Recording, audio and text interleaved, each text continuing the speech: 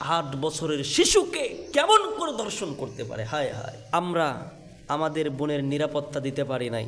আমাদের বোন নিষ্পাপ আসিয়া দীর্ঘদিন হাসপাতালে থাকা অবস্থায় সেই 8 বছরের শিশু আসিয়া আজকে ইন্তেকাল করেছেন। ইন্না লিল্লাহি ওয়া ইন্না ইলাইহি রাজিউন। যেই বোনটাকে ধর্ষণ করেছে এই আসিয়া ছিল নিষ্পাপ।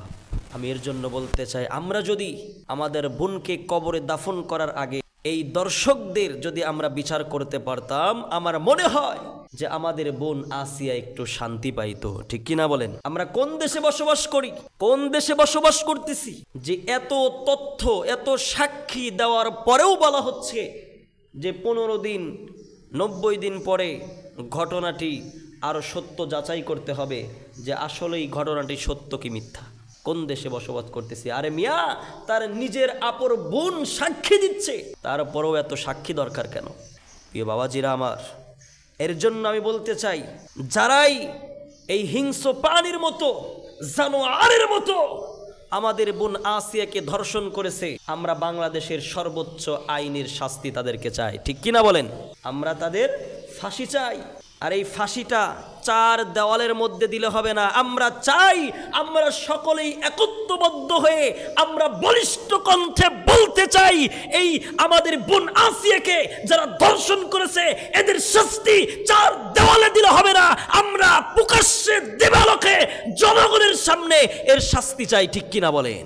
8 বছরের শিশুকে কেমন করে ধর্ষণ করতে পারে? হায় হায়। আমরা একটু জাগ্রত হই, কারণ যেই দৃশ্য, যেই কাহিনী, যেই মেয়ার উপর দিয়ে হয়েছে, একদিন এর যদি পদক্ষেপ আমরা না নেই, একদিন আপনার আমার মেয়ের উপর দিয়েও হতে পারে। ঠিক কিনা বলেন? আপনার আমার মেয়ের উপর দিয়েও হতে পারে। এর জন্য আমরা সকলেই এগিয়ে আসি, সকলেই একটু সজাগ হই। যেই বোনটাকে যারাই ধর্ষণ করেছে, আমরা তার উচ্চ শাস্তির আবেদন আমরা করব ইনশাআল্লাহ। এর জন্য মনে রাখবেন, আপন ধুলাভাই কখনো নিজের ভাইয়ের মতো হতে পারে না, নিজের তাওই বাপের মতো হতে পারে না। আসিয়া তার প্রমাণ করে দিল, বিশ্বকে আঙ্গুল দিয়ে দেখিয়ে দিয়েছে আপন ভাইয়ের মতো কখনোই দুলাভাই হতে পারে, তাওয়ের মতো কোনো বাবা হতে পারে। প্রিয় বাবাজিরা আমার, আমরা জানতে পেরেছি মিডিয়ার মাধ্যম দিয়ে যে আপন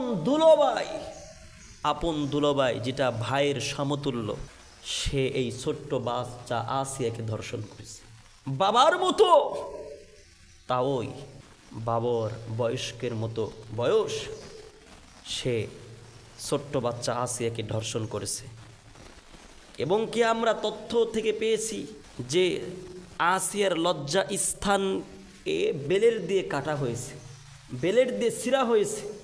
কি নির্মম অত্যাচার! এই পশুরা, এই জানোয়াররা আমাদের বোন আসিয়ার সাথে করেছে, একটাবার চিন্তা করেন। এর জন্য আমরা সকলে একটু জাগ্রত হই, সকলে একটু জাগ্রত হয়ে আমরা আমাদের বোনের সর্বোচ্চ আসামিদের ফাঁসি চাই। ঠিক কিনা বলেন? প্রধান উপদেষ্টা তিনি মিডিয়ার মাধ্যম দিয়ে সংবাদ প্রচার করেছেন।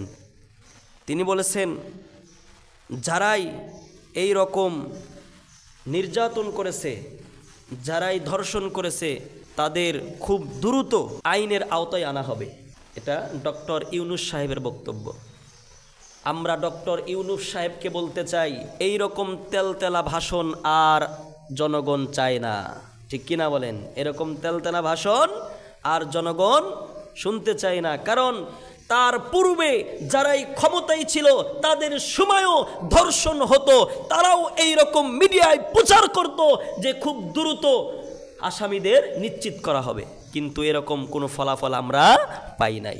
ডক্টর ইউনূস সাহেবকে বলতে চাই, আপনি এমন কিছু করে দেখান জাতি আপনাকে আজীবন মনে রাখবে। ঠিক কিনা বলেন? আমি এর জন্য বলতে চাই, ওমর রাদিয়াল্লাহু তাআলা আনহু বলতেন, ফোরাত নদীর তীরে কোনো কুকুর যদি না খেয়ে মারা যায়, আমি আল্লাহর কাছে কেমন করে হিসাব দেব? তো ওমর রাদিয়াল্লাহু তাআলা আনহু তার চিন্তা ফিকির এমনটা ছিল তো আমি ডক্টর ইউনূস সাহেবকে বলতে চাই, আপনার এই দেশে আজকে ডাকাতি হচ্ছে, চুরি হচ্ছে, হামলা হচ্ছে, জিনা হচ্ছে, আপনিও যদি এর পদক্ষেপ যদি তাড়াতাড়ি না নেন, আপনাকেও কাল কিয়ামতের ময়দানে এই রকম আল্লাহর আদালতে দাঁড়াইতে হবে। আমি আপনাকে উদারত আহ্বান করে বলবো, আপনি এর পদক্ষেপ দ্রুত নেন, এর পদক্ষেপ আপনি দ্রুত নেন। কারণ আমরা চাই না আর কোনো বোন ধর্ষিত হোক, ঠিক কিনা বলেন, আর কোনো বোন নির্যাতন হোক। আল্লাহর কাছে আমরা সকলেই আর্তনাদ করে দোয়া করব, প্রার্থনা করে দোয়া করব, আল্লাহ যেন আমাদের এই বোন আসিয়াকে জান্নাতের উচ্চ মাকাম দান করে। সকলেই পড়ি আমিন।